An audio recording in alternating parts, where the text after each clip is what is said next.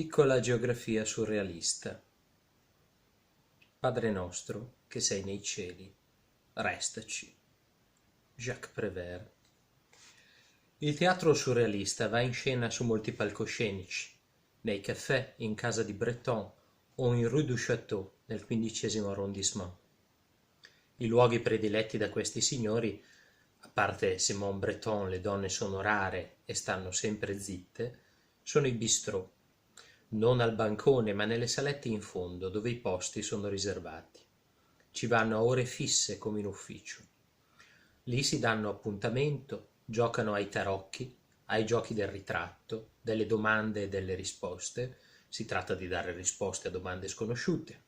Lì si svolgono indagini, si fanno domande intime che riguardano la sessualità o il carattere di ognuno dei presenti e che spesso provocano dissapori e tensioni. Si analizza la stampa, si commentano gli avvenimenti e si regolano i conti, con scarsa dolcezza in genere. Gli amici sono invitati a prendere l'aperitivo a mezzogiorno o alle 7 di sera.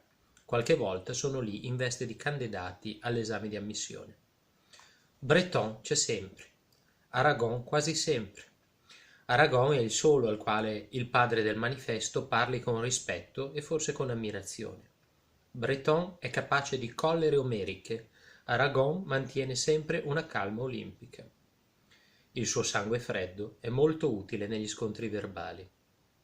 Bevono granatine perché gli piace il colore, o liquori rari perché gli piace il nome.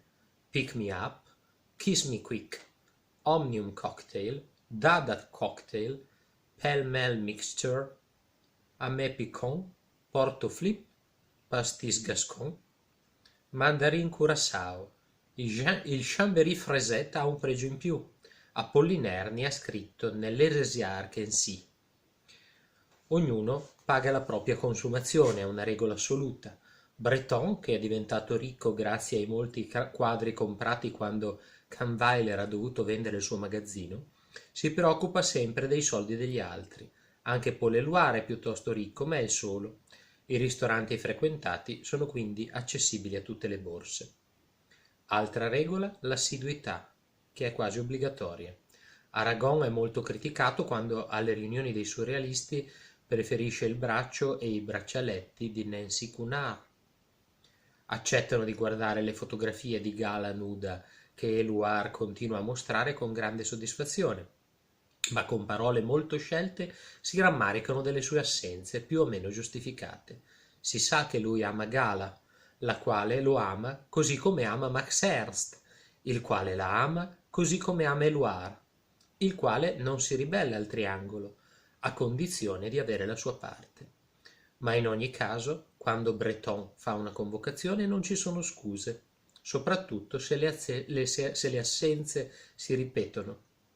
Il Papa regna sull'assemblea dei fedeli e guarda tutti con il suo sguardo penetrante. Breton è il centro, massiccio, rigido nei suoi abiti scuri, spesso di un colore verde bottiglia, i capelli ondulati, pettinati all'indietro. Breton conta i presenti e nota gli assenti. Quando arriva una donna, si alza e le bacia la mano. Il baciamano diventerà un rito surrealista.